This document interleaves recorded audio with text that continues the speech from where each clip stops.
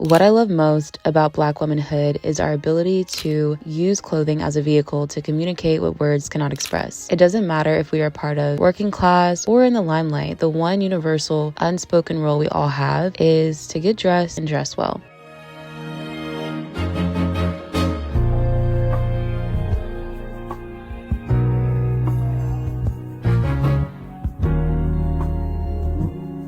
Welcome back, or welcome. I'm Jada if you're new here. And today we're discussing Black women's deep connection to fashion, because the way Black women engage with fashion is so spiritual and there's just so much to be said about it. So let's get into it. The first piece of evidence that I have would be in music, particularly Lil' Kim and Foxy Brown. While they do have very provocative language in their lyrics, similar to today's women rappers, what makes them distinctive though is that they used fashion as an ego boost. Both of them had this way of bragging about the archival pieces that they owned or how they paired different designers with each other when going out. They even talked about the men and what they were wearing sometimes, and even when they did like features, right? I noticed like there's this one song with Mace. He's even talking about fashion in a way that you don't really see talked about in today's rap music. They also bragged about their designer knowledge, like Isaac Marahi, even shoe designers like Pachodi. And it's just really interesting. There was this one lyric in particular from Foxy Brown's song, and she mentioned Ellen Tracy. So she basically talked about how she paired that with Isaac Marahi, which is so fun also because then you want to do your research on the designers that they're speaking about. It kind of makes you travel back in time in a way when you listen to their music today. I also had this thought when I think of Mariah the Scientist, even though she isn't a rapper, and JT, I don't listen to their music, but I understand and recognize that while they do music as their job, they also really, really love fashion. We also cannot talk about Black women's connection to fashion without talking about the Black women who grew up in lower income communities. These women, more times than not, probably know more about fashion and designer shoes and all of these things than someone who grew up in the suburbs. In those environments, you have to be resourceful and you have to learn how to do more with less. And when they do get access to capital through their jobs or whatever, when they go on to create their own lives, they could talk circles around you when it comes to fashion. The person that comes to mind for me is Marlo Hampton from Real Housewives of Atlanta and Nene Leakes too. Okay.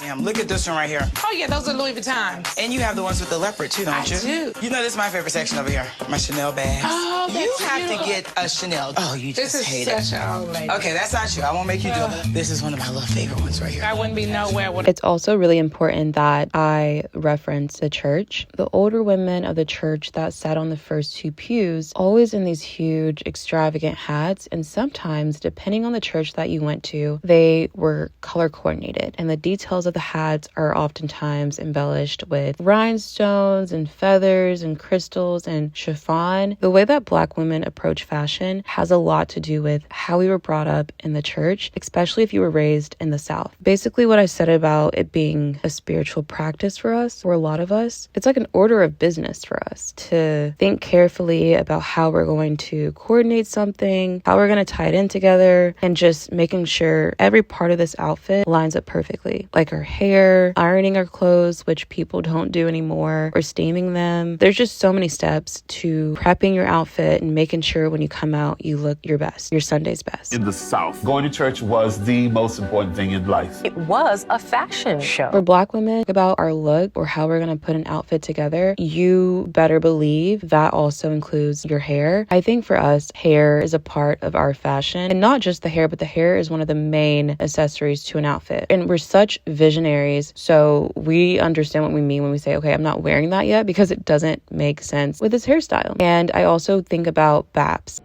Lisa, do you think you overdid it with our hair? Nope. I sure don't. Because we going to Beverly Hills. Now, if I'm going to do good at that audition, we got to look like stars.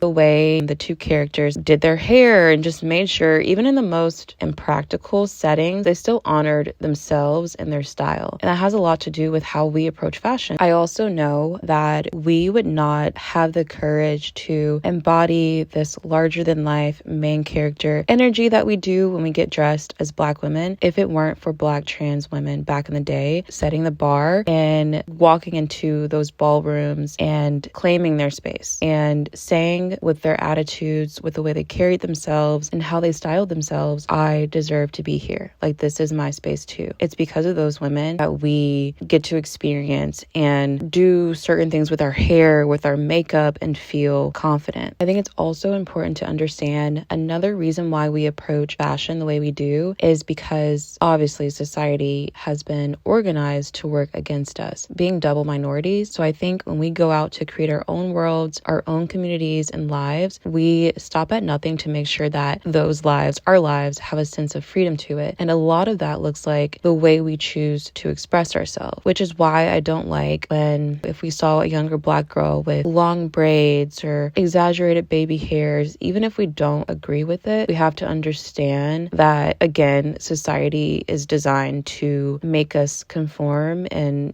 fall in line. And that is the way we rebel through, like I said, our hair, which is a part of our fashion. And we don't have to like everything that we see, but we don't have to scrutinize women, especially young Black girls, for the way that they decide to style themselves. I also think about how Black women are styled in movies and TV shows like Living Single or Brown Sugar or Deliver Us from Eva or Two Can Play That Game. There's just so many amazing looks that I've seen throughout these movies and films growing up. And all of these components are why we end up pursuing careers in fashion, whether it's fashion commentary or being a seamstress, a designer, a model, a stylist. It sucks though, because Black women are definitely the minority in the fashion industry itself, but in the world, when it comes to fashion, the majority. I haven't seen anyone just care so much and so deeply about clothing the way that they do, and not on a superficial level either, but again, spiritually. And lastly, I just think that every Black woman fashion creator I've come across on social media, there's always going to be a layer of depth to it, because we come with that when we approach styling. It's always about how we want to represent ourselves with our clothes, and we don't get dressed blindly. We care so much and we have so much good and careful intention when it comes to our clothes. With that being said, this is the end of this video. I really hope you guys liked it, and I will see you guys next time. Bye.